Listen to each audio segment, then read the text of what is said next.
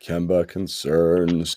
All right, we are live with the Garden Report. Jimmy Toscano's head's cut off. He's a little orange. He's got a nice boy's haircut. He's always Am I happy. There's a tanning machine just blasting him right now. Yeah, we're happy. Oh, yeah. And you got now. See, he's all insecure now. Look what you did now. He's blocking his whole view now.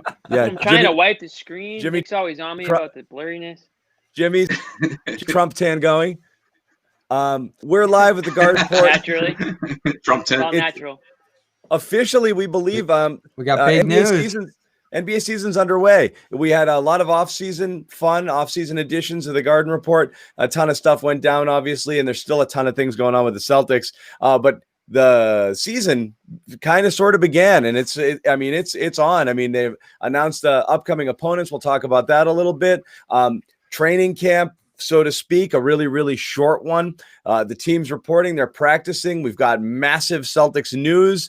Media day, we've heard from a bunch of players. We've heard from Danny Ainge. We've heard from Brad Stevens.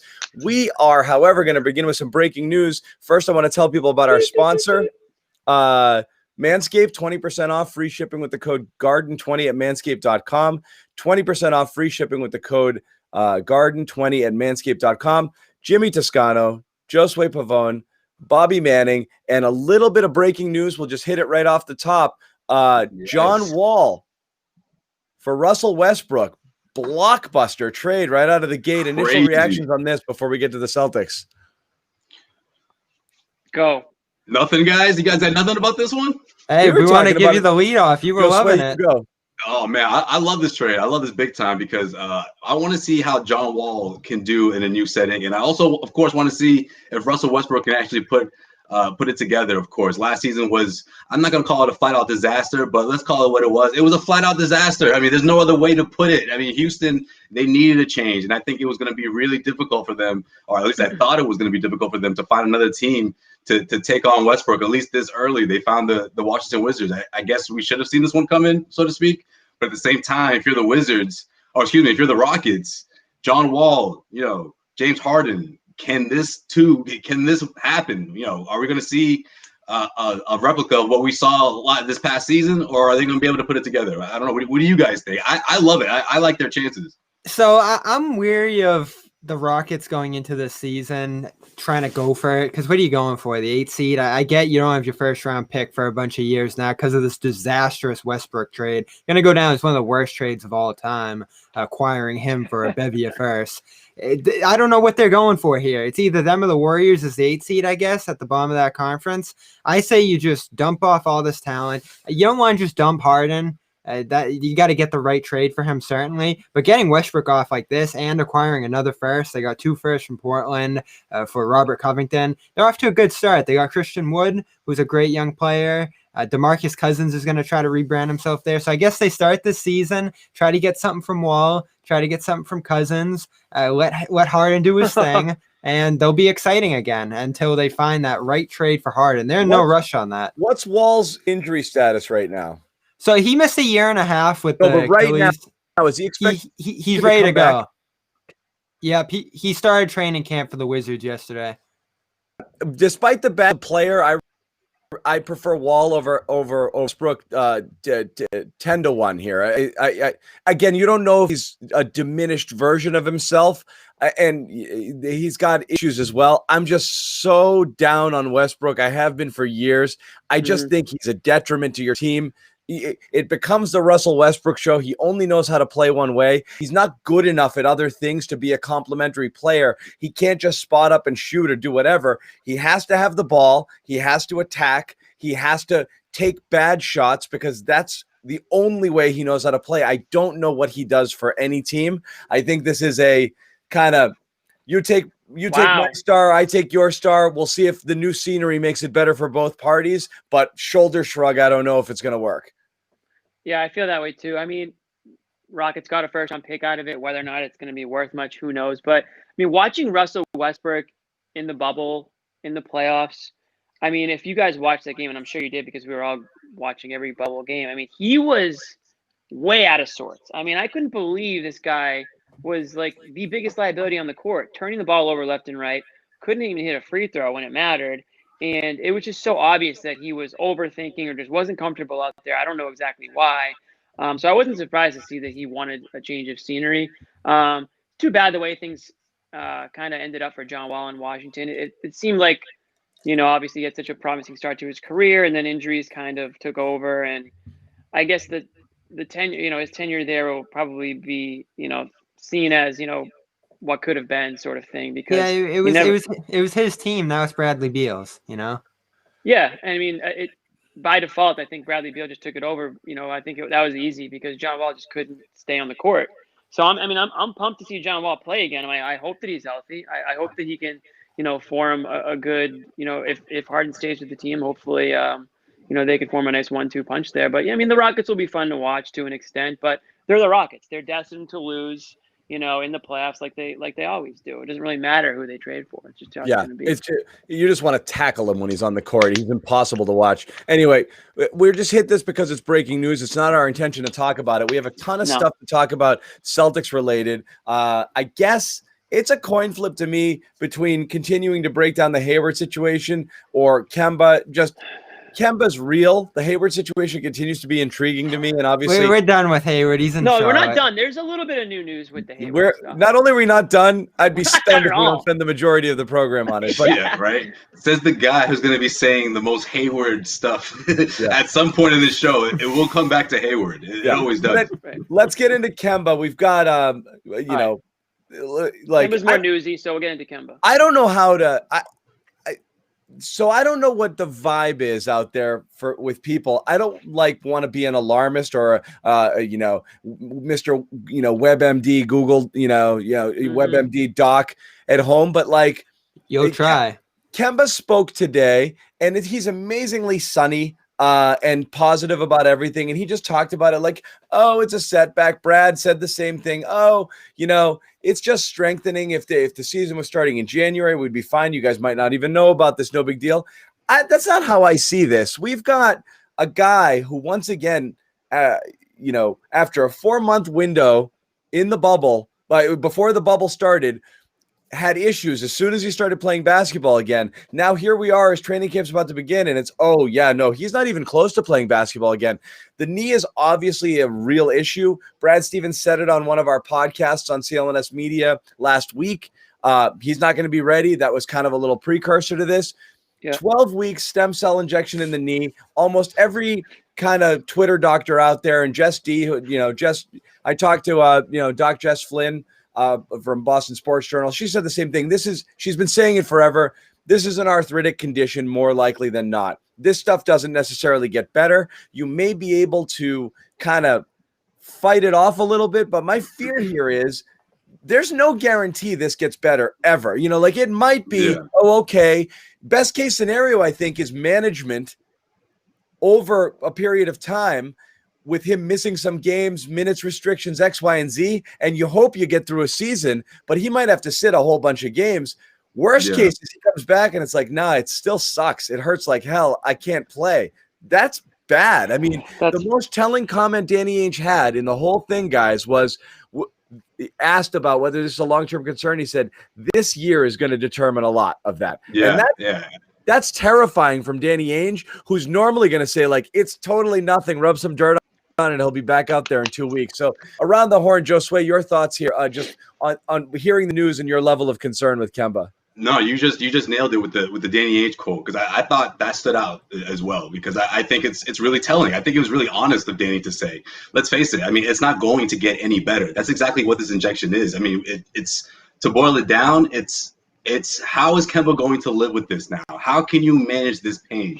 Can you, are you as mobile as you were throughout the postseason? If so, that's going to be a bad thing. As he said, he didn't feel good in the postseason. He doesn't want to feel like that again. He doesn't want to be able to or have to play with that level of pain. So I think that's what this shot is necessarily is.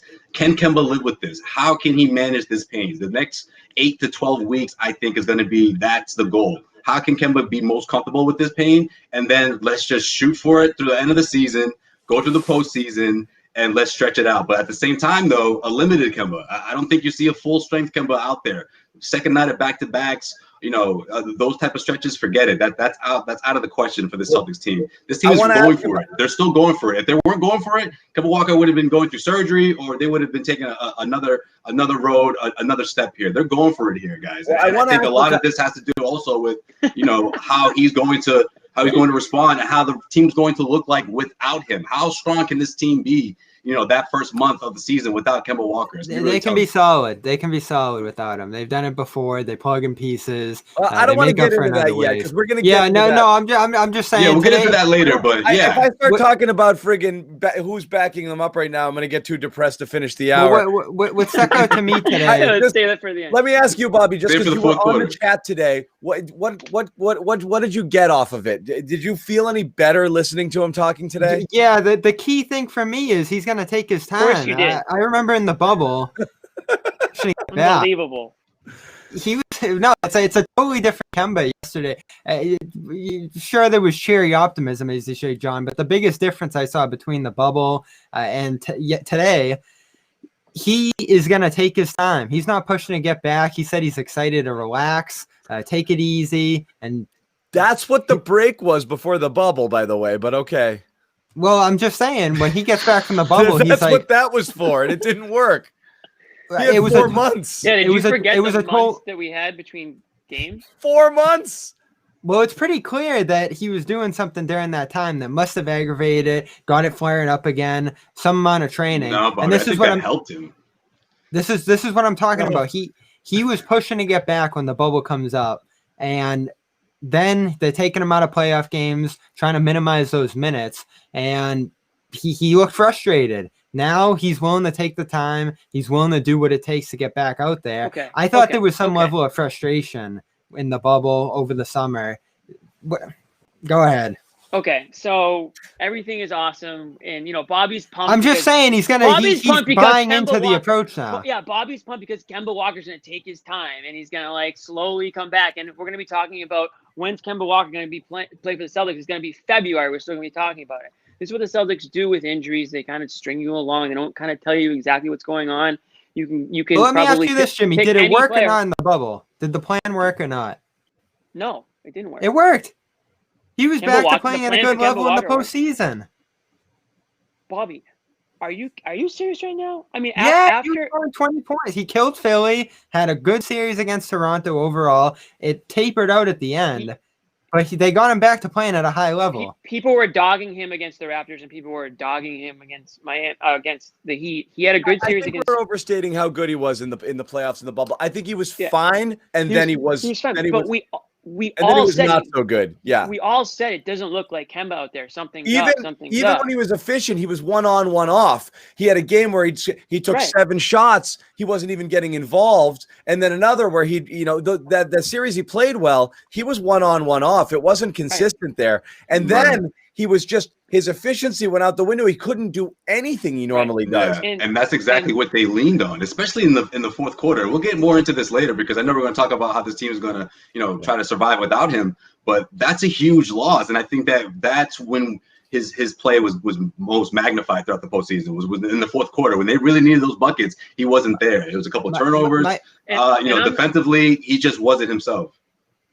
And I'm not knocking him for the effort, and I give him all the credit in the world for wanting to play and coming back when he did. But I think the Celtics have said it, and he pretty much said it. He wasn't himself. They may have screwed up by rushing him back. So yeah, of course they're gonna go slowly here. But when you're talking about degenerative knee issue or whatever it is that's going on, it's not there's no way to paint this as a good thing. It's not a good thing. No, there's no way. I'm not saying it's a good thing. I'm saying getting stem cell treatment. There's not a it's a relatively. That's a Hail Mary. That's a Hail Mary. It's relatively new in the grand scheme. And it's not modern day. Definitively something that works. No, it's something that can certainly alleviate pain over time. But we're talking about your average Joe, I think, for the most part. I mean, Joe the plumber, gets a needle in his knee or whatever. He's not playing basketball 100 miles an hour against the best players in the world. That pain could probably come back a lot sooner for a guy like Kemba Walker to stay at the top level. So it's a little troubling for me to hear that. Now, I'm not going to say it's not going to work. What the hell do I know? It might work. It might make his knee less painful enough where he can be 90 95%, the way he was. And that's great. It's not something that you needed to work for the next 20 years. You needed to work for the next handful of years for him to finish out his career at a high level. So maybe in that sense it works, but it is troubling because you see Kobe Bryant, rest in peace. He had the stem cell. I think I saw Pau Gasol had the stem cell. There's been other athletes in pro sports. I know A-Rod did it. These guys are going to Germany for this stuff. So I don't even know how intense his is compared to those, but I know that there is a long process before you start to feel the pain. And, hopefully it does work because the Celtics are clearly going to need this guy. Well, let's be clear. I do think, I don't know. And again, that's why I don't want to be alarmist and gloom and doom with it. But I'm surprised the amount of people are like, oh, it's just January. That's not what they said. No, that's not what they said. They're going to give us an update. They said in January they will assess his situation. That means nothing. There is no, in a perfect world, by January he starts to do basketball related activities, ramps it up, and comes back. Are you guys truly worried about the team without him in January though? I mean, let this run till March. No, what I'm saying is you get to January, it's not how long they're without him. When you get to January, what I'm saying is nothing is certain here. When you get to January, you might discover that things are not well. Kemba Walker. Then it's what the hell is plan B? And apparently the Celtics are all about plan Bs this year. You're stuck in that spot, which is like, oh crap, now what? So like I said, this is a bit of a Hail Mary. It may work, it may not. It may do just enough to get him through this year, and then you kind of start the process over and see what happens beyond that. It may not be good at all. We don't know. Now, if I'm Brad Stevens, I'm going into the season as if Kemba Walker's out for the entire year. I mean, that has to be your approach. That has to be the mentality for this team, because if you're leaning on a comeback from Kemba, that's a really risky place to be, especially with these young guys. We all know, we talked about it over and over last year. The youngest team, one of the top teams out there, one of the youngest, just got a bit younger with all these guys that came on board. Gordon Hayward, a veteran that's off the books, off the team, we don't talk replaced by a couple of, or at least 3 brand new rookies. So this team just gets really younger, and they have to figure this out. They have to figure out how they make up for that production. Again, I talked about fourth quarter production. That's going to be a void that they need to fill. Floor general, for the people who aren't crazy about Marcus Smart's going to have to take on that new role again that we saw throughout the postseason. And between him, Jalen, and Tatum, there's a whole lot of getting used to that they need to figure out. I think that's really most important for this team heading into the season. How did this happen? I know, right? I know. But beyond that, I don't want to be why didn't Danny know? But how does a guy come here and within a few months he has a degenerative knee problem? He had 3 knee surgeries in Charlotte. So I know, but it's was on the books. Did they skip the medicals? You know what I mean? Is I don't know, you have an all-star. I feel like it's one of those things where you have a car. I know he had surgery. It's fine. You put a bunch of miles on it. All of a sudden, one thing leads to another. That's sort of what happened here. Kemba, of course, didn't have a lot of deep playoff runs with the Charlotte Hornets. He played a lot of games. He rarely missed games. He was an Iron Man. He said that today too. Yeah. As an undersized guard who's in his 30s or now approaching his 30s or into his 30s, there's a lot of miles on those. He did a lot last year too. When you think about it, he had Team USA. He had the entire regular season. He played 72 minutes in the All-Star game. Like he said, since he signed, he hasn't taken a break. Yeah. So that's another fact you have to consider. Except for, the whole 4 months break that we had. Everyone. He needed that. Well, you got to consider too, Jimmy. They didn't have 4 access months to off him in the for the middle. rehab stuff too. Listen, I'm glad that he's going to be in rehab, at least with the Celtics trainers and doctors and that whole thing, because I don't know what the hell happened. We'll never know. In the bubble, I don't know. It was like the wild West. Everyone was just doing their own. I was never worked out on their own before. I guess I don't know. But I was hoping Grant would shed some light on that in the interview we had with him, but he didn't get into it. So we'll never know what happened there in Charlotte over that break there. I'm just a bit aggravated there. Those guys are just hanging around. No, I'm not saying he hurt himself or aggravated it, but if you're not doing something to help it, as they are now, then you're kind of just in the same place you were in February, if you know what I mean. Like, there had to be a plan. There had to be a program. Once they got back to Boston and then got into the bubble, they put him on a plan that actually seemed to work. And again, I'm not saying it's a good thing he has a knee condition. I'm not saying he can get back to being our all-star form. What I'm saying is you live with it now. You have to get on to something else and try to get the best Kemba that you can at this point. And if you get something similar to what he played at his highest level in the playoffs, it still looks like an extremely helpful player. Now you're going to get into, is he worth $30 million? Blah, blah, blah, blah, blah, blah, blah. It doesn't matter. He's here. You'd rather have him than not. And even if you did trade him, I'd rather have him on the court. Yeah, as you propose, we're really lowering our expectations. No, seriously. Well, that's what you do. I mean, it's we talked about this the other day. I John. know, this but isn't going Bobby, away. man, you went from. We went from 2 seasons ago having so much talent, you didn't know what to do with this team. Oh my God, Mister, one step back. To now we're talking. You're not supposed to take steps back. By you losing wanted to players. step back. You wanted to trade Hayward, trade Kemba. No, and I take wanted to one trade step back Kemba. and 2 steps forward. I wanted to trade Kemba. You don't just trade Kemba for nothing, though. If you were going to trade, I was in on the holiday deal before this news. That's my step. Let's reassess here. Let's rebuild on the fly. Get rid of the stuff that's not going to work for you. Like Kemba might not work for you now. We're not in it for he'll be fine. This was supposed to be a star. You paid him a star contract. This is going to be the 3rd guy you've given huge bucks to come here and underperform their contract, okay? And Al was fine. We can debate whether he's worth the money or not. I'm actually more an Al fan than not. But statistically, you got what you got off of him. Gordon Hayward was a bust. Capital B, and we're not going to get into that later. Don't say it to Bob. Now you've got reduced expectations from year 2 of a 4-year deal with Kemba. That's terrible, Bobby. They got a great first season out of him. Oh, now we'll see what he gets out of his second. He was an all-star. He fell apart in the first season. And you got a great last season from Gordon, right? He fell apart pretty badly at the end there, for sure. But up until the middle portion of that second round. Kemba pulls it together and then exercises his player option and leaves. He's going to spend 2 years getting injections in his knee, and he's going to have a great last 2 months of his 3rd year and then friggin' see ya.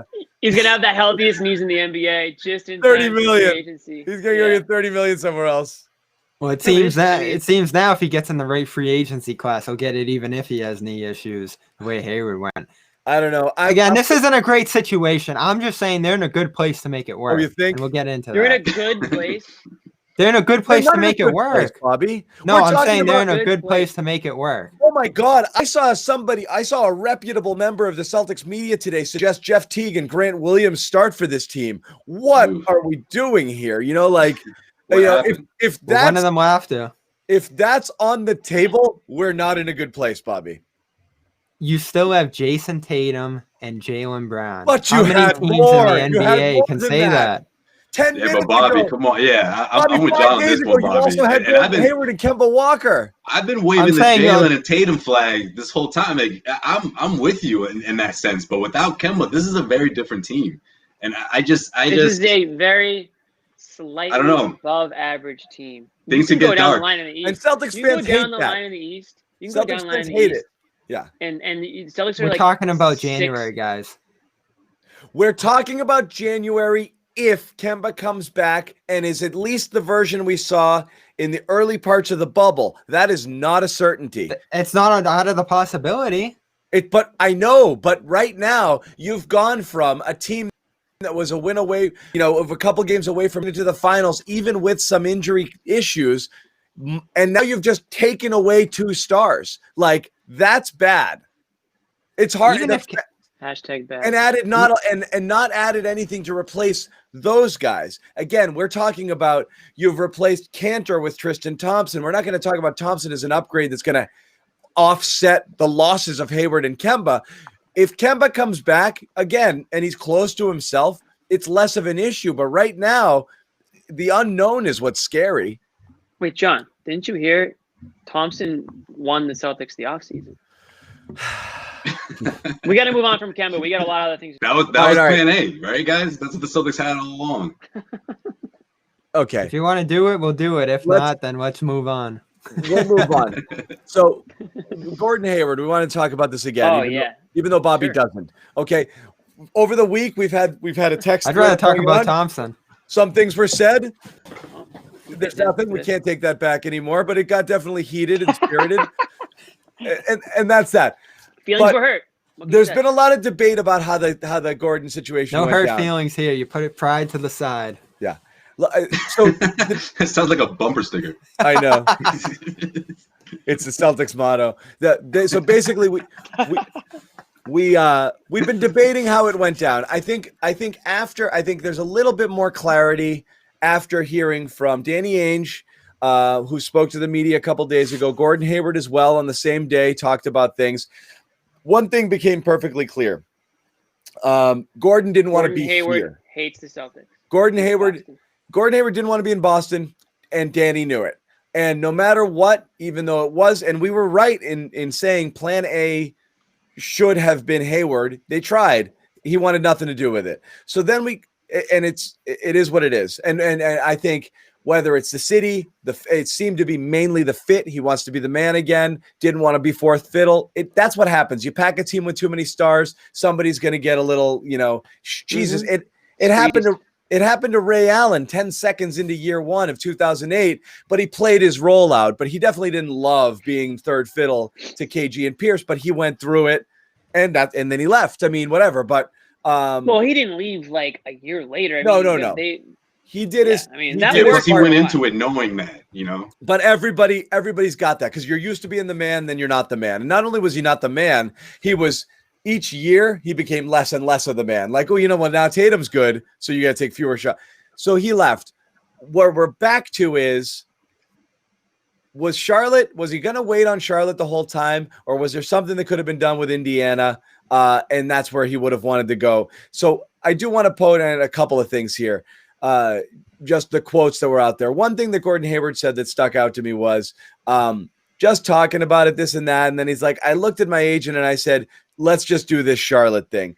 I don't think that was his first choice. I think his first choice was Indiana. I think Indiana really wanted him. Then the question is just going to come down to, did Danny get completely caught off guard by Charlotte coming out of nowhere and not think it was a real threat? Or did he always know it was possible and was willing to let it happen? I still don't really know what the answer to that is. But after listening to these guys talk, what do you guys think? I think you're onto something there. I mean, the Jordan thing, the phone calls is what gets me. I mean, he says that now there's 2 phone calls, right? Before there's only one. There was the one Friday night or whatever Friday phone call that he received from Jordan where they spoke, 24 hours before he made his decision. What was that first initial phone call like? And if I had to guess, it's about a lot of the conversation that they had 4 years ago when they were trying to get him to leave Utah to come to Charlotte. It happened before. Here we are again. Don't make the same mistake twice. Yada, yada, yada. Something to that effect, right? And I think that was sort of always in his back pocket. Yeah, going back home, playing back in Indianapolis, there was a lot of attraction to that. But I think, to what Danny Ainge said in the press conference, being a featured player, I think that means a lot to him still. I think he still thinks because of what he did this past season, and kudos to him, we've been giving him props, Bobby, the utmost. Reminding us how good he was this year. I think that sparked a huge, motivation, obviously, into Gordon. And then the worst thing that could have happened where in the postseason, we just talked about how Kemba was so banged up. Gordon Hayward, your secondary playmaker, could have came in there, carried that team over. Who knows? Maybe they make it to the NBA Finals if he's completely healthy. Maybe, him with the 80%, 70% Kemba Walker gets you there. We'll never know. But I think that was the devastating blow to Gordon. I think Gordon was so a bit torn. I don't think he knew, I don't think he was dreaming about Charlotte in the postseason. But I do think that he was looking at the postseason as this is my time this is my redemption song. I'm going to go off here. I'm going to carry this in. And 5 minutes into the, similar to his tenure with the Celtics, 5 minutes into the postseason, boom, he's out. And he just wasn't himself. And I think that was the beginning of the end. I mean, the role in Charlotte, I think, is significant. But, Indiana going back home, that's a tough, decision to be in the middle of. But the money spoke volumes. Michael Jordan spoke volumes. Those conversations, they went a long way. And these are conversations that they've had for the past 4 to 5 years. I mean, Gordon he clearly hasn't forgotten that. And I think that was in his back of his mind. I know, but that phone call and it was official. I keep going back to those 2 days. And that's what I think it all comes down to is if he was talking with Jordan and Charlotte was always in play and the money was what it was, which it was, Was it always 120 though? Maybe it wasn't, John. Maybe the second phone call pushed the extra 20 mil. I don't think Boom. there's any. I just don't see it. I think there's no reason to extend. You just walk on Tuesday. You just walk out. There's no reason to extend that window with the Celtics. That was a negotiating window. Obviously, at this point, not for the Celtics to negotiate a deal. Because you're talking about the. Oh, I'm sorry. You're talking about when the option, when he extended the deadline. Okay, gotcha. Kicking that option from the Tuesday to the Thursday to me is again, I'm going to keep coming back to it. Is we've pieced together now that. Okay, we surmised maybe that meant the Celtics were still working on the extension with him, and maybe they'd go up a year. Maybe they were working. No, it makes no sense that they want to keep him, and they were deep in trade negotiations. No, they knew they couldn't keep him. They knew they couldn't keep him, which means the only reason to extend there. Yeah, both sides agreed on was because they wanted to work the Indiana trade, which meant Gordon wanted to go there, and that was really the best option for the Celtics. That's the only thing that makes sense when you play it all out, because now we've eliminated the possibility of keeping him. It's out the window. He didn't want it. Danny knew it. Nothing you could do. That 2-day window existed only to negotiate a trade. Danny said 4 teams, but it seems like Indiana was the one that he was working closest with. And if Gordon, imagine if it was 4 teams, if Gordon extended that window by 2 days to go to one of 4 teams, that means Charlotte might have been his 5th option when Danny couldn't swing a deal, well, you have to consider some teams that didn't have cap space too. Like I know Portland had interest in him. They had no way to sign him, not even close. Then Robert Covington falls into place there. Atlanta, as we know, interest there. They moved on to other things. And New York, of course, too, started filling things up. So there were a number of different options here that the Celtics could have played ball with. And you talk about Charlotte, too, being a sign and trade option. They didn't get a ton from them, but they ultimately did get something from them. I think the development you have to consider here, too, because we heard the packages that the Celtics could have got from Indiana, whether it was Victor Oladipo, TJ Warren, as Ainge would have wanted, or just a Turner, McDermott, first-round pick kind of package. Don't think TJ was in there. I really don't. No, there's no way they were going to do that. That's what Ainge was pushing for, if you believe the Washburn report. So we get into what happened in LA, and this is what I keep emphasizing, because all along I said Tristan Thompson had no way of going to the Celtics. It was a dream. We talked about it, Jimmy, during our free agent special. We both would have loved Thompson here. I think he was a guy who would have loved to have gone to the Lakers and played center, or the Clippers as they lost Montrezl Harrell there, which was a huge surprise. So that domino falls. The Clippers sign Ibaka for the same deal as Thompson. All of a sudden, the Celtics are in this negotiation with Indiana. They're not getting what they want out of it. They have a chance to sign Thompson if they don't do this Indiana deal. You go do the Thompson deal, because it comes down to Miles Turner versus Tristan Thompson. I think you take Tristan Thompson every time. That's crazy. Okay, my turn. What I think happened. I think, yes, there was mutual interest between Celtics and Gordon Hayward in getting a deal done to go to the Pacers. For sure. The part that we don't know, and we'll never know, probably, is what were the Pacers really offering Gordon Hayward? Maybe that was the holdup. Maybe Gordon Hayward wanted to go to the Pacers more than the Pacers wanted Gordon Hayward, and they were working on maybe trying to get that $100 million offer up to a point where Gordon would accept it. When the Pacers didn't, he said, okay, I'm going to, agent, get it done with Charlotte. And Danny Ainge, of course, it's in Danny Ainge's best interest to extend that deadline if there's a trade involved, because he knows that once Gordon Hayward goes to free agency, he's shit out of luck. Pardon my French. But so, of course, he's going to extend it. Oh, yeah, Gordon, you don't want to come here. That sucks. We'd love to have you back. But if you want to go to Indy, if you want to go to, Team B. The Celtics had to get it done for him. Via trade, the Celtics had to get done for him. But the other team has to give Gordon Hayward an offer that he wants. Gordon Hayward has the ability to. Was it about the money for him? I don't think so.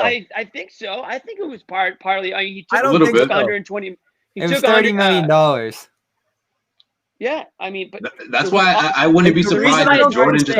The reason he came in with another offer. Because he opted out. The reason I don't think so is because he can opt out, listen to everybody, and Danny can still say, I mean, I don't know. I think that window was there to make a deal because he wanted it to get done, and it didn't get done. The question again is, did Danny overplay it? and wait I too don't think long, he did. hold out for too much. Or Here's my frustration.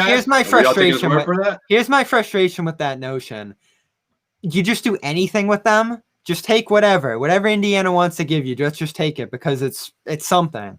And they ultimately did get something out of it. They get Thompson and they get the exception and they get flexibility. I believe the exception. I believe Turner and whatever you got back from Indiana will be better than what you get for the exception. The problem with that's what I believe. Bobby, okay, that might turn out to be true. I mean, and so that's the thing is that's the math. Not Turner, not Thompson for half the money that Turner would have been. I believe Turner and whatever you get plus that salary that you can kind of hold on to and use as an asset maybe down the road is going to be better than anything they use the TPE on. Well, they gain something out of it, and they lose something by doing Indiana too. You lose the full mid-level, so you can't sign a full mid-level player there, and you lose flexibility to make a trade, as we say again and again. Why were we even thinking of doing this Indiana trade? To get trade flexibility, to get a player that would be tradable from there. Because if you don't love McDermott, if you don't love Turner, at least they could be trade assets. What have we learned about players coming to Boston? What have we learned about players coming to Boston? What does Brad Stevens do for them when they leave?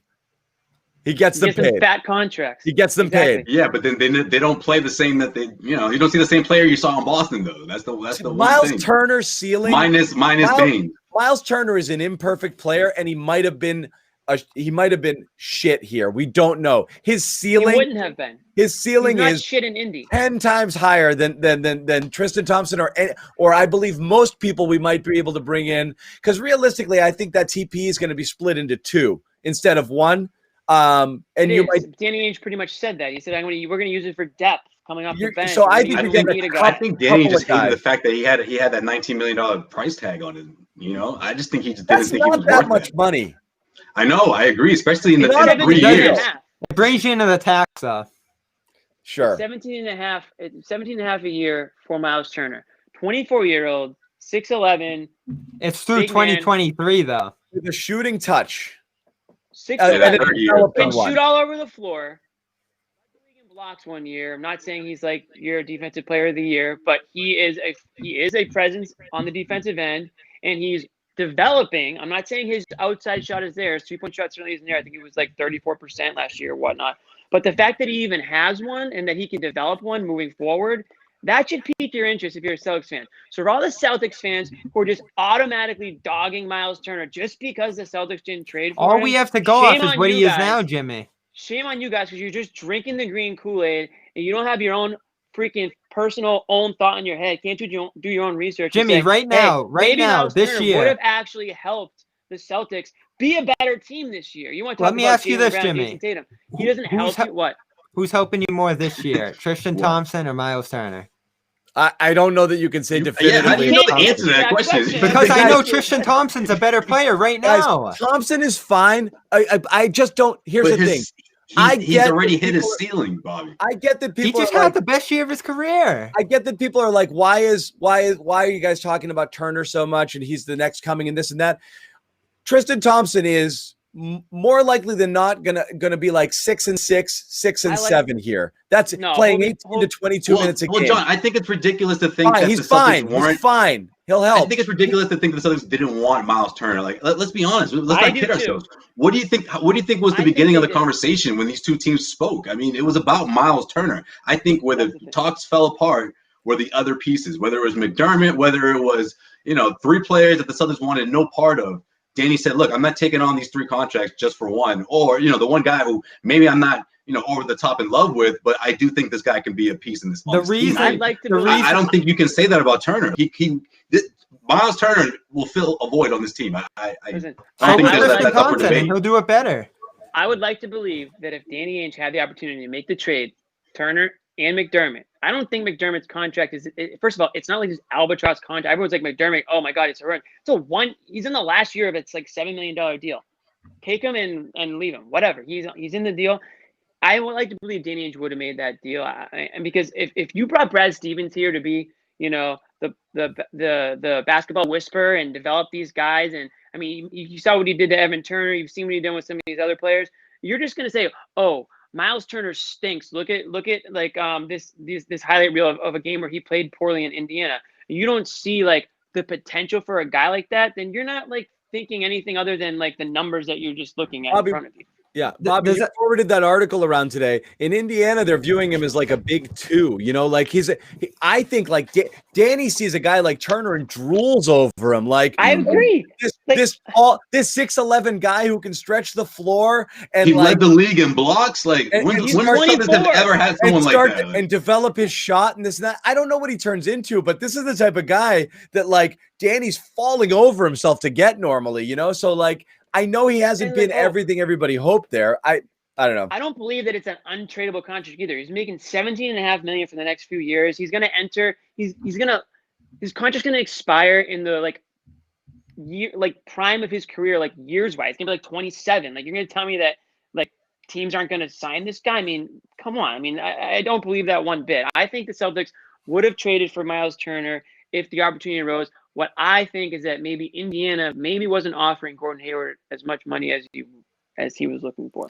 Yeah. I think Indiana becomes a trade partner because it's a destination Hayward would have approved. It gives you a chance to get something. They could push for more in that scenario, as they obviously did. I don't think it's that they were intrigued by Turner all that much. He was a given, and Indiana's begging to get rid of this guy. That's the other thing you have to consider. They have no interest in keeping him. They've been shopping him everywhere. He still hasn't gotten dealt this offseason, so they're moving forward with him. My point is Who is this? Turner? Yes. My point is that the Pacers are better than the Celtics right now. And that's partially because I don't think so. Sabonis, Turner, Warren, no Kemba, Brogdon, and Oladipo. I heard Oladipo. Okay. They're better than Oladipo, though. Sorry, you might drop an album. That's a great lineup. And we'll see who's available come playoff time if that ended up being a matchup. You know, obviously a depleted Kemba, you'd take the Pacers there. My point is, though, to wrap this up, you get flexibility now. And they would have been hampered for flexibility with Turner in there. Let's get into it a little bit. Okay. My question is this. Would you pay the tax for Miles Turner? Because that's what it comes down to. Does he had that much that you pay the tax from? John, don't talk to John about taxes. He thinks I'm not saying Wick. I'm not saying that from Wick's hurting money, but it's flexibility. You can't use a mid-level. You can't use the mid-level when you can't do. You get penalized. Let's get into the trade exception here, because this is where I think I'm not going to say confused, but this is where everybody wanted this thing to happen, because this will be what decides this debate. But here's the thing. It's less about that. I think everyone's like, oh, we got a trade exception. That means we're going to go get a star for all of this money. Harden. Yeah. And that's not what it means. It means realistically, you're going to dump something. And again, it's a $27 million trade exception, but Bobby, I think we can only use 21 or so million to stay under the tax. So you're looking at it's 19-20. Yeah. Yeah. You're looking at a player in that range. So, but when you're trading just a trade exception for something, you're getting someone else's garbage, or someone else's, I'd like to clear this contract off my books. It doesn't have to be garbage, but somebody else is looking for flexibility somewhere and is willing to give you something for close to nothing. Obviously, you got to roll something else into it, but nothing of great value. But it doesn't mean you're going to go get a star. And in fact, it's very unlikely. The only way you do is if you roll other actual assets in with it to make money match. The problem is the Celtics don't have any real assets because they're out of trade, they're out of draft. Exactly.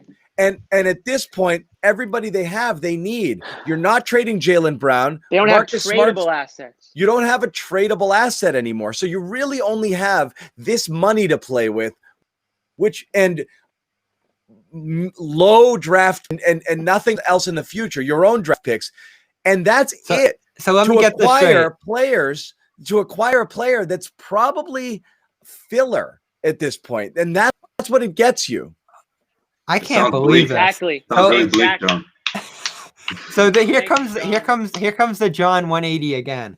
All of a sudden you view Miles Turner as something other than garbage coming in that you can reform. I don't want to say garbage because I don't think he's a garbage player. He's a good player. But no, I think he's better than anything you'll get with the trade exception for this reason. Possibly. I mean, there's not a ton of options out there in terms of what you could get that would be worth using this. A few of them, Aaron Gordon, I think would be intriguing. But look at the names. Larry Nance, Evan Fournier. Gordon is intriguing for No, there's not a ton of great names. Terrence Ross, Thaddeus Young, JJ Redick, Josh Hart, Trevor Ariza, George Hill, Patty Mills, Rudy Gay, Eric. See, I think this is exactly. let's see right here. No, those like 4 or 5 names you just said. I think realistically, that's as good as it gets, guys. Unless Danny rolls the dice, which I strongly advise against this, rolls the dice and waits for the offseason, because then things could really pop up for the Celtics, or you end up with nothing, and the time goes and it, but your clock expires, and you lose that exception. You lose that opportunity. Yeah, I don't know what you roll the dice with. Aaron Gordon's the guy to me. Orlando's in a bad spot. The East got tougher. They're going to be out of the playoffs this year. Their team's getting expensive. Address the wing position, please. So who do the Celtics offer Orlando? That's going to be another key to the start of the season, is starting to work in these young players that couldn't get worked in last year and trying to make something out of them. You're going to have Aaron Naismith coming in and getting an opportunity early. Ton of the players like Tremont Waters and these other guys are going to get time to play early this year. So that's another critical component to having Kemba early this year. I'll ask you this. All of a sudden, I don't hate the JJ idea either. You have future picks too. All of a sudden, Naismith is lighting it up to start the year. I can guarantee you there won't be one Celtics fan who will want to trade him for Aaron Gordon if that's the case. If you end up with the tradable asset, find me on that list somebody that you want to actually trade. Exactly. Oh, no, you're selling immediately, Jimmy. In your hypothetical, you're selling immediately. And I think Danny would do that. For who? You're going to give up I don't know, like but would you get the point you're trying to say is don't hold on to these guys. All of a sudden, Naismith starts shooting like Klay This is Thompson, such a reversal of what you guys were saying trade him. last segment. How was it a reversal? Because you're saying Miles Turner comes in here and he's a whole new player. You're saying Aaron Gordon can't come in and become a high-level, maybe even all-star level player in the Stevens system? Like, it's the same exact conversation. No, I'm saying these great Jalen players. and Jason Tatum. I'm saying they can't get him. They can't Bobby, get him. Bobby, you didn't have to trade anyone to Jimmy's get Miles point Turner. is, I'm saying that. I agree with that, but I don't think that's what John and Jimmy are saying. No, what Jimmy is saying makes perfect sense. So again, in order to get somebody, that's clear. You're going to need someone like Naismith or maybe Romeo when he comes back from injury. And you do it. What did we say all last year? If those guys show value, you don't want to trade them anymore because they're cheap and they're yours. So now you don't want to fold them in. Them. So if they show value to be traded, then you don't want to trade them anymore, which means you don't actually have assets. I disagree. No, I think you sell. I think you do have assets. Josue is so right here. I think you sell because, like I said from the top, they're going for it right now, John. Not for Gordon. Gordon's an excellent player. Not for Gordon. What? That's what I mean. That's one example. I'm talking about the players on that list. You can't even get Gordon without throwing in somebody else in here. You're not just getting him for dead money. Oh, so now you're just protecting. Yeah, but I don't know, John. If Naismith goes off, you don't think that they would make that trade? I'm saying if he goes off, you're going to be like, thank God we hit with a rookie, and they're going to keep him and hold him and cherish him and be like, thank God. You're never going to. We got one. We got one. Imagine. No, I'm not on that boat. I sell. You sell. Let's pretend they had Tyler Hero. Would they trade him for friggin' Aaron Gordon? It's a different conversation. Hero's looking like an all-star player. To the point where you're like, we got something. All right, here. so there's somewhere in between trading him. There's somewhere in between Romeo Langford's last season and what Tyler Hero did last year. Like those are two extremes. If they flash and show that, you're never going to trade them for something that's like kind of somebody else's used leftovers. You're not doing that. You're going to be thrilled that you have somebody available, cheap here. In that example, it would have to happen in the offseason. It would have to be somebody that we're not even talking about right now. I know, but that's the thing. It's so risky, Jimmy. But at the same time, though, it's not that risky because this is a full calendar year later, right? So we're not talking about July and you get the August entire when this thing expires. Yeah, it'll expire at the end of the summer or even in the fall. So Danny will have himself some time, but you know he's going to get that uneasy feeling, and you know that's going to work against him. Teams, possible suitors are going to say this guy has to make this happen. So why should we make a move? Danny's not going to make a move for the hub. He's not going to feel pressure. He's already told you essentially what happened, right? That Gordon Hayward wanted to go to Charlotte, and there wasn't really anything that they could do about it. So he's in his mind, it's great that they got an exception. And if they use it, even better. But he's not going to use it just for the sake of using it. We know that. And exceptions, I hate to say it, many of them have expired over the course of trade exceptions being around. So, I mean, I really hate to break it to Celtics fans who think that, Larry Bird's walking through that door. But, there's a good I would love Aaron Gordon. If Aaron Gordon is given away for just the trade exception and a pick. This is unreal. That's a different story. But if you have to roll in assets to make something like that work, I don't know that works for you, unless you're talking about a player we haven't even considered yet. Exactly. That's why it will be if he doesn't use it for like depth, at the deadline or whatever. If they're trying to make a run like you think they might be able to, Josue, maybe use it for that reason. But if not, he's going to hold on to it for the offseason and see what team emerges that is looking to, rebuild or something of that nature. Well, that's where they'd be anyway. You guys really hate Rudy Gay, though? No, somebody mentioned in the chat, Buddy Hield. He's too expensive. Yeah, he's at what, 23 or something? He's a hefty price tag. I'm not even sure you want him at that price. Yeah, you already have your Buddy Hield. You have your Buddy Hield, right? And the reason why stop it, Jimmy, don't do that. The reason why people are saying that is because Sacramento has to do something. They got a log jam there, not just on the court, but on the book. That's why Buddy Hield's being mentioned. John's in the top left here, waving the Romeo Langford flag. Jimmy's down there with Aaron Naismith. That's unreal. You guys bash the young how many times are going to explain the same thing? I thought Jimmy was being facetious. I know they are. If those guys show value to the Celtics, then you trade them. They will not trade them for one of the guys we mentioned. Yeah, they may trade them for somebody we haven't talked about yet. But if they show value here, you're never going to just throw them in as filler in a deal for one of the people we mentioned to come in as depth. First guy. Yeah, you're never looking at one of these washed. Get one of these washed. Corners, one of these wings that can come in and help the bench, because that's what the Celtics need. They need to address that wing position. They need someone, a veteran, an established player. I'm saying not Javante or Shemi. No disrespect to those two guys, but they need a more established guy in this league. Someone coming off the bench. If there's someone you really want that's going to require a package like that, you do it. There'll certainly be other options here. I've kept my eye on. I don't think Rudy would require giving up a first round pick that you just drafted. I don't think. Eric Gordon. Stop talking about Rudy Gay. Eric Gordon would have. I'm sorry, man, but we got here, Jimmy. Like realistically, teams are going to give you. Teams are going to give you. Oh, here's our best shooter that we've had the last couple of years. No kidding. I know that. No, that's the thing is everybody has warts. Much like again, Miles Turner has warts. JJ Redick. Are you kidding me? On this team, I'd love it. Yeah, sure. And that's another option. You could bring in multiple players, and that's what we started off talking this about. Use that to absorb multiple salaries from a team if it comes to that. Danny was talking about like he had 4 players in mind. It seemed like. Yeah, that's crazy to think about. But where we're at now, and whether they did the Indiana trade, or this, the better spot that they're in this year is they can match salaries in a trade now. Last year, they couldn't do any trade that they could imagine because they didn't have the salaries to do it. Now you have as much as $30 million to match, so you're in a better place inherently, no matter what assets you think you have, because you can actually mathematically do any trade that you want to, which is good. Now you might not think you have the stuff to get it done, but at least you can do it if you get to that place. Okay, let's. I got to pay some bills here. We got to do the long read. We got to let the folks at home know about our sponsor for this season. Yep, our sponsor. They're here with us. We could be here all season long. Manscaped. Well, we gotta sell some, and then they'll re-up. So everyone, listen up. We're doing our best. Stuff those stockings, kids. Right. Christmas is coming, guys. So, yeah, Christmas is coming.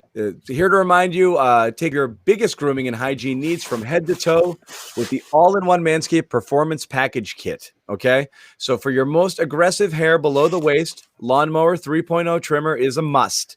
Manscaped goes one step further. Released the Weed Whacker ear and nose hair trimmer. They've got the Performance Package, which includes the Crop Preserver, which is deodorant for for foot powder, the foot duster. If you want to smell good everywhere, there's Manscaped cologne. On top of that, there's a shed travel bag where you carry all of your goods. Anti-chafing boxer briefs that hold the entire package together. And all you really need to do to get this going is go to manscaped.com and enter the code GARDEN20. What's up, Jimmy? Sorry, I'm listening. Enter the code GARDEN20. What do you got, Jimmy? You got a funny text or something? What happened? No, he's just crushing the read, man. You get 20% off and free shipping with the code GARDEN20 at manscaped.com. Once again, manscaped.com, 20% off and free shipping. Use the code GARDEN20. Guys, you want to put a bow on this trade exception conversation before we move on? Yeah, let's do it. What do you got? So, again, dream scenario. Of all of the players who have been mentioned out there, and again, whether it's now or mid-season, pick a player or need. Or don't just watch Josue. Josue Just ran away. Gone. He was like, I'm out. I'm sticking with Gordon, and I explained it already. The situation in Orlando, the fit. He's sort of a 4 style player. I like the athleticism too, as well, for sure. And they asked Andy about building. He'll play 4 here. Yeah, and he's still a wing. So you have the 3 wings, and you keep that thing going that you want to do here. And again, untapped potential there. He's played on a team his whole career that's just defense, defense, defense. You unlock some of his offense here playing with other players. He's on a bigger deal. It's not a Buddy Hield-like deal, but you'd be picking up enough salary so you're going into the tax getting him. But I think he's someone you could reasonably say completes this core with the other 2 I like there. him too, but if you're going into the tax, do you prefer him or Hield? Him. More versatile, more room for growth. I think he'll. You talking about Barnes? No, Gordon. The other Gordon, not Aaron. Gordon. Aaron, not Eric. I'm taking Hield. You like the shooter? Yeah, I Too like expensive, not enough, and not enough upside there. I don't think. Yeah, I don't have his price tag. I'm with you on that. But for what this team needs and what he could bring, yeah, I think that would be ideal. I think he plugs in where Hayward left too, and he's cheaper.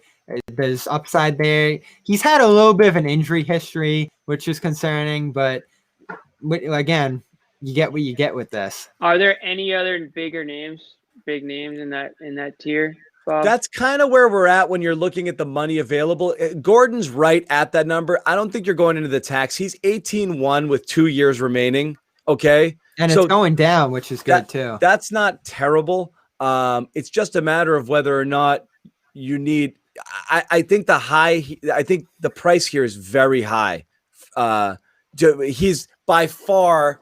You'd be talking about multiple first-round picks or other players on your team to get this deal done. It's not just for money. It's not a salary dump. So it then comes down to, again, the thing we were talking about with Jimmy is he's the best name in a vacuum, but to get him, you have to give something of value. And in order for that thing to have value, they have to show value for you first. So again, it's either Naismith comes in and lights it up and you're like, we got something, or it's Romeo on a bounce back and he starts looking good, which again, there might not be enough time for that to happen this year with him. Not this year. But and multiple picks. That Gordon is not cheap. The money makes it work, but you have to give real things to get him. The thing you can consider with Orlando too, though, is they have some bad contracts there too that they could try to get off their books, and that's what we think about when we think of this exception. You can absorb a lot of money. So let's say it's 18 for Gordon. You could take a Ross possibly in this deal. You could take a Mo Bamba, guys that they just don't want to pay, that they don't want to have on their roster anymore. Because let's look at the East. Where's Orlando fitting in this conference for years to come? They're not. Teams are getting better. Charlotte got better. You have Detroit on the come up somewhat. You Cleveland, like all these teams are just shooting ahead of them, it feels like. So you hope that they get in that desperate situation this year where they just want to offload money and start over and maybe tank for this next draft coming up. Cool. All right. What else? Well, we're moving on. If you're waiting for something bigger, you're waiting for next offseason. And Josue already explained that's a big risk. The biggest prize that fits within what they're talking about, like I said, is Gordon, which they can afford. But again, that's going to cost them assets, a lot of stuff that they might not even have it right now. They only have it if these guys play well. We keep saying it, but right now, I don't know how you even get that done just for the money. So you're looking at that second tier depth of guys who might come in off of your bench and provide second unit offense here, a little bit of wing depth, wherever it is you need, but not a game changing sort of talent here. Again, not unless you roll the dice into the offseason and something changes, where this is again, where if your rookies, or if some of your younger players in year 2 or the rookies show serious value, you may be able to roll them up into something bigger that we haven't talked about yet. But right now, the list is very uninspiring, which again, I'm going to keep coming back to, Turner. Please don't. Yeah, it is what it is. It could turn into, at the end of the day, I think the Celtics fans who are like, we got the trade exception. I don't know if that's going to get you anything that Imagine if this ends with a trade for Miles Turner. Wouldn't that be funny? That would be amazing. And I would say, suck it to all the Celtics fans who just said how bad he was, because now they're going to be singing his praise. Oh my God, they'd be like, we got Turner. He's going to be so good under Brad. And he did it again. He got him anyways. Would it be stunning? It wouldn't be stunning, would it? No, I wouldn't be shocked at all. It's a real possibility. 100% what would happen. Funny. Yeah. It's funny nobody's mentioning it. And Jimmy, I love that. Celtics fans will be bashing him all this time as soon as he comes here. Like, oh, this guy's great. Just what we need. Anyway. Bobby, there's no way to get him for the same reasons. There's no way they can use their exception for anybody else that's available. No they assets. don't have anything of value to get Turner. Unless Indiana desperately is like, I do not want to pay this guy. And I want the trade exception. And it's just a freaking hot potato you just keep passing around. Right. But don't sleep on Indy. I'm telling you, they have a stacked starting lineup. I mean, their depth is, without looking at it, probably cheaper than the Celtics. They're an extremely cheap team. Let's get into a couple little things today. We found out the Celtics opened the season December 23rd versus the Bucks in Milwaukee. Not a ton of fun to talk about. What is fun to talk about is Kyrie Irving. Christmas Day, TD Garden, no fans. The Grinch himself comes to Boston on Christmas Kyrie Day. gets his wish. He gets to come back here to no fans. But he will play in this game. He will play in this game. Oh, 100%. But he'll play in the preseason game in a couple of weeks. We've been fantasizing dream scenarios of what we want to see happen to Kyrie in this game. So let's just share some of these here. How do you think that this thing goes? Like, is this the game that Kyrie scores 75 points and the Nets win by 100? And it's like, no. There's no chance that Marcus Smart and Jaylen Brown are going to let Kyrie Irving do that to them. I mean, if they do, shame on them, because after what he did to them, pretty much,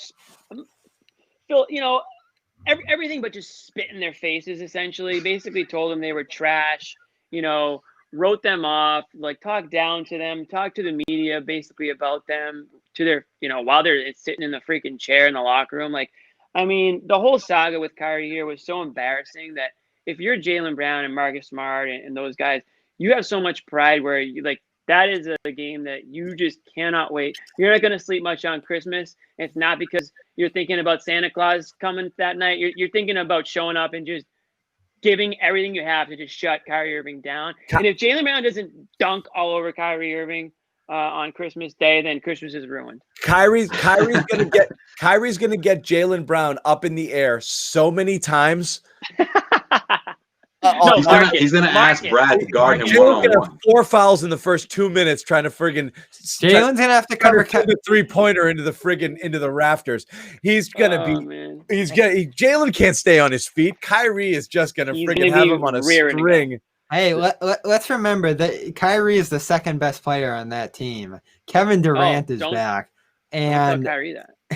it's just certain. If Kevin, though. So I've been with that, Josue. I'm at least the first couple of weeks. Yeah, I'm skeptical of what he's going to look like at first coming back, especially on the defensive end. This was an all-world defender before he went down with that injury. So if they're going to use him at center and stuff like that, I'll be interested to see how this goes.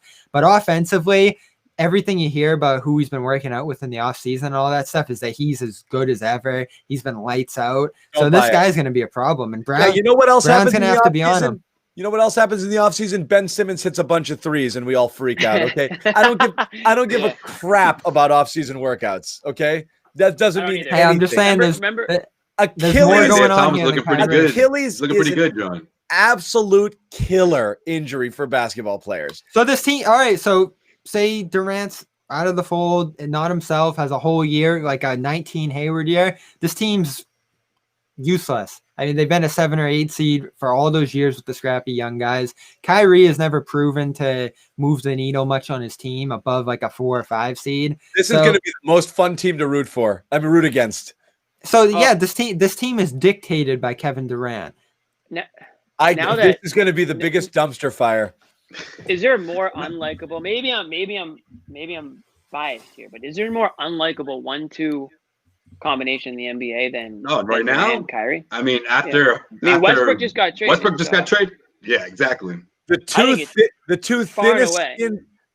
two thinnest skinned guys in the universe. Actually, Westbrook falls in there too. I know people don't like LeBron just because they're jealous. No, LeBron's the best. Yeah, LeBron's the best. And then AD's just AD. Like, there's not really much to hate. I mean, you can hate that he went to LA, but in terms of personality, like Kyrie and Durant have to be far and away the most like annoying 1-2 combination. They're different cases to me if we think about what they've done in the league. Durant brought his team to the finals in 2012. Put on historic performances Not in about 17. skill.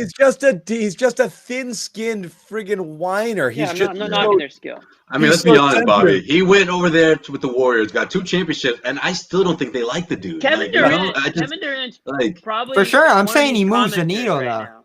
We're he definitely moves the needle, but I don't know. He sucks as a human. Yeah, I don't know what he's gonna right. what he's gonna look like on the floor. And if you're the Celtics and if you're Jalen, and yeah, of course you have that. You have to keep that energy, not only because you're playing against Kyrie Irving, but also because of this is a message to the entire Eastern Conference. You know, I see teams or websites rather ranking the Brooklyn Nets above the Celtics already. The team that just finished in the Eastern Conference Finals against the Miami Heat already is below the Brooklyn Nets, even before the Kemba news and all that stuff. So if you're the Celtics, you need to take that personal. If you're Jaylen Brown and Jason Tatum, this is your team now. Those two have to take the mantle and send a message to the rest of the league. I want these two guys averaging no less than 50 points that first week of the season. Are you kidding me? They better. Let's make no mistake though. Dead even in odds before the Hayward thing. Dead even. Let's make no mistake, Josue, though, and I think you'll agree with this. If Durant is right, they're the team to beat in the East. If he's right, I agree with that. But the big if though is can those two coexist? Dude, how does Steve Nash play a part in all this thing? Because to me, it's gonna get cloudy before it actually things. Hey, Durant made the finals with Westbrook. Durant made the finals playing alongside Curry. If he's Durant, he'll make the finals with Kyrie. So that's the big question. I don't care about what Kyrie's doing, this or that. If it's his team, they're not going to do well. We've just seen it in the past. The best he's done is the 4 seed with the Celtics. Yeah, I don't know if they have enough though, man. Golden State, it's one of the greatest teams of all time that he joined. I don't know. If you don't think there's going to be. Go ahead, Jimmy. Sorry. I think the Nets. I think the Nets will give the Celtics a problem, but overall, I don't know if Durant's himself.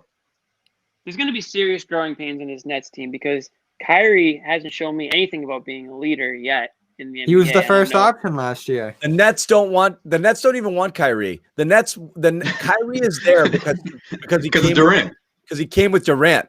If they had their way, they'd swap out Kyrie for a different person if they could. They might have to.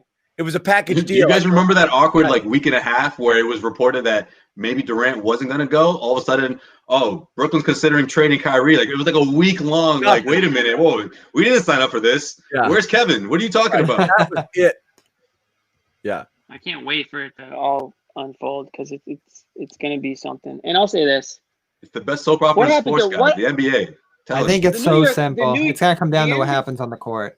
The NBA needs the New York Knicks to be great again. And if you're an NBA player and you're scared of playing in New York because you can't handle the pressure, then shame on you because Madison Square Garden is the best place in all of sports to play in the United States. Hockey or basketball, boxing, college basketball, whatever it is. So shame on you if you're an NBA player and you don't want to play for the Knicks because you're scared of the media or the fans. The Nets had a better team. Nets are trash, man. The Knicks aren't trash. They've been the worst team in the league for a decade. They are. So be the guy. Yeah, well, Jimmy's saying started from scratch. They're Be the doing guy. that with the Nets. They Step just have a up. better supporting cast. That's what it came down to, I The think. Nets, though, it's the freaking Brooklyn Nets. There's nothing to them. Like, there's They've no been a bones to that playoff organization. team. They have a cast of It's playoff not players in about place. that. It's not about that, Bobby. It's about the culture. Now here's no, guy, no, So Jimmy. you- it's about Kyrie wants to go back home. It's about So him you guys- crossing Yeah, the he Brooklyn wants to go Bridge. back home. He's going back home. Like, oh, Dude. Jersey, I love Jersey so much. Like, come on, man. You guys do have a point though. If that thing last year with Atkinson drove me up the wall because he was a Oh, good voice man. for that team. He built them up. He turned they that just- franchise around. Yeah. Jeez. Them. He And kicked so them if- out. And so if they choose that team because of the pieces in place there and then they deconstruct it, as it seems like they want to do by getting rid of these great young players. I love those young players That's there the on that thing. team. They're That's fun where to it's going to watch. head south. Day That- one of training camp, they're going to walk into the cafeteria. Kyrie's going to put his tray down next to KD, and he's going to point to everyone else at the table and be like, "You can't sit here. You can't sit here. You can't sit here." He's just a mean girl. Like it's. He is. Funny, John. He Funny, did it with I us. feel like more or less he did that with Tatum. It was like, all right, you're my guy. Everyone else, I don't know Everyone about else, all you. I want You guys are nothing to do with suspects. you. Yeah. Yeah. I want- And Hayward, honestly, get like, well soon, but all the cool kids, we're gonna be over here. All right, guys. Like, the Nets are so scared of Kyrie that they've literally hired like 4 different coaches because I think they want to I think Steve Nash is just trying to put as many guys in front of him as possible to like take the fire before he's got Jacques Vaughn coaching defense, he's got Mike D'Antoni coaching offense. It's like these guys are all going to be in the front lines when Kyrie comes storming into the locker room. Steve Nash is going to be off to the side somewhere. I mean, They have built it's unbelievable. They built quite a cast of Kyrie control there. That's such a great point, Unbelievable. Jimmy. I just It's can't wait crazy. for the shot of that timeout where he snatched the clipboard from Steve Nash and draws his own play. I'm telling you, it's gonna happen. I'm telling you right now, it's gonna happen. Maybe he might not snatch it away from him, but we're gonna see that He's moment already where told everyone's us like, he's gonna do wow, Kyrie's a leader now. Look at him, he's drawing plays, he's vocal, and Gonna He be one of told- the weirdest He told us coaching he's going to staffs. do it. he did say that. Actually, you're right. He already said it. He actually said. I'm He's gonna be "We don't calling even really plays Need here, a yeah." coach. Oh, I know. Oh yeah, we don't need a coach. That's right. Yeah. he's like, we've got coaches here. Like sometimes we can coach. I'm like, oh, that's Sometimes not I'll how be it a coach. works, Oh, Kyrie. man. Hey, it Yeah. is clear if Durant's not right, this is gonna crash and burn. There will be no better than the 6th seed. Yeah, Yeah, it'll I be feel fun. Like what Kyrie's doing right now, I feel like this is like the future of the NBA, but in a bad way. Like how much control players are gonna have. Like it'll be next level. And I Hey, feel look like he, what's like, happened with the Clippers. epitomizes that. Whatever The Clip- happened to Harden about to go there? That seemed to like a massive momentum, and then it didn't happen. Yeah. Kyrie, Preposterous Kyrie- idea. Kyrie was like, he deaded that real quick. Kyrie's like, I will take Kevin Durant and I will leave here today. So these I games will- matter. I will take my Kevin ball. Durant in the back. Kyrie, who are you talking to? No one, man. No one. Okay, No I'm one. going to tape up Kevin Durant and I'm going to throw him in my truck and we're out of here. Don't How much mess with stock me. How much stock can we even put into these first 2 games? These are the only 2 games we know of, right? On the schedule. I mean, you're not gonna. Yeah, have they're gonna Kemba. release. We'll probably Not know gonna the have first half of Romeo, the schedule so- tomorrow. Yeah, I next feel like few it'll be like days. an unofficial preseason that first week at least. Yeah, I mean, You know wins what and I losses hate? almost don't even matter. I get Christmas being marquee matchups. That's fine. I hate throwing away a good matchup like Milwaukee on Me night too. 1. Like Major Baseball does this all the time. They put Sox Yankees in April. Don't do that. You have enough juice when the season starts to watch anything. Save good matchups for later in the season, mid-season, and build them up a little bit. I hate throwing away a Boston Milwaukee earlier in the year. Yeah, I- and yeah, Boston, Brooklyn. This is the I mean, third yeah, year in a it's row not they've done good, this, but- Johnny. Now that you mention it. Yeah, I There's hate always that. Milwaukee. The first 3 games, they're always either they go to Milwaukee or they come here. Save it. Do the other ones. But I can't wait to see when the Charlotte game is. That'll be fun. Because Oh, here's a question. Knowing what you know now about Gordon Hayward and him choosing to go to Charlotte, is it more suitable to boo him? I think it was Bobby who said you can't boo him. But I now didn't you say just that. know. Now, there's nobody to somebody boo. said you shouldn't boo him. Maybe it was Josue. It was one of you. It was two me. that- Yeah, it was me. I mean, okay, knowing what you know now, I mean, he didn't want to play in Boston anymore. He didn't like it here. He didn't want to be 5th wheel or whatever you want to call it. And he screwed. He said, "Screw you guys, I'm out." So you can't boo him. He's gonna So, get booed. Hey, I don't think he get booed, but as a man, born and raised in this culture, he's getting booed. Yeah, no question. And everything he said the last couple of days, that's only made it worse. So yeah, he's gonna get booed. All right, we're gonna wrap it up. We've been doing this a bit. Bobby, you got a final thought? I guess if no one's in there, it'll be up to us. And we're 2-1. Josue's not booing. Me and Jimmy are gonna be in there like boo. I'm not gonna be booing Oh, him, but man. if you're a fan, go for it. Like, I'm just kidding. Like I said, I'm not a boo, not boo guy. All I'm saying is they have You boo in spirit. they have 1,000% right to boo him. So yeah, no worries keep there. it- Once keep it in again, mind, keep it in balance. shout out to the sponsor one last time. 20% off free shipping with the code Garden20 at manscaped.com. That's our sponsor, Manscaped. Go get some. Go get yourself a lawnmower, a weed whacker, a crop. 3.0. This thing is 3.0. legit, guys. And Yeah. do it right now. Don't wait until a week before Christmas because Yes. from what That I'm shipping hearing- takes a while. Yeah, What I'm let hearing that is get Wow, in there. these things are freaking in demand. Okay. Yep. So get some, subscribe to our YouTube channel. We love these. We love doing these. We love you telling us that we're terrible, and that we're dumb, or that every once in a while we make a good point. Bobby has a lot of fans. They love me. Across Lots the of good border. reviews. They like Bobby. But it's fun doing these conversations. We're going to do them all year long. Subscribe to our YouTube channel. That way you get notified the second we go live. Every Wednesday at 8, anytime there's real news, breaking news, and then throughout the season, we'll be doing post-game shows, a whole bunch of stuff. So can you guys get sponsored by the cheese shop Robin went to? Yeah, we're going to try. I was actually thinking, I'm not going to lie. I'm not going to lie, Benjamin. I actually thought of doing a show live from outside the cheese shop. It's just really cold. Oh, man. I literally, no joke, Bobby, I almost went to the cheese shop to do the I was gonna say, did you ride your bike down there? If there was no pandemic, I'm in. I'm down. I'm one to Brazil loves Bobby. We just found out. Holy wow. Woo! Wow, Oi, international. tudo bem. I know There's a- Spanish. there's No a diehard Portuguese. Going Raptors there to fan. just sit a chair and a table down with my Wi-Fi, my hotspot, and just broadcast from the cheese shop. It's not Let's too far broadcast from Brazil. How about that? Crust cheese. Yeah, I'm down. Shoot, I'm down. yeah. So that's it anything again. that's gonna be. Hey, Brazil sounds nice right now because it's getting chilly out there. I got this Legend hoodie on. Trying to stay warm. It It's might be awful the only place outside. where the coronavirus is worse, though. No. So it might be a tough spot. I don't know. I haven't checked the numbers in a while, but everybody. In an hour.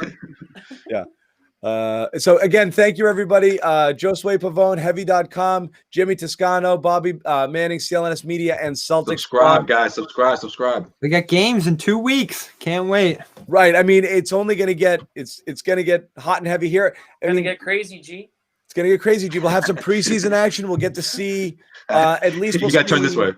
Yeah, we'll see Naismith a little bit. That'll be something. no, Grant this way. 2.0. It's been a really short layoff. They're not going to look a lot different than they looked when we saw them last. So this is what we got. But we will see you guys at the latest next week, if not sooner, if anything else breaks.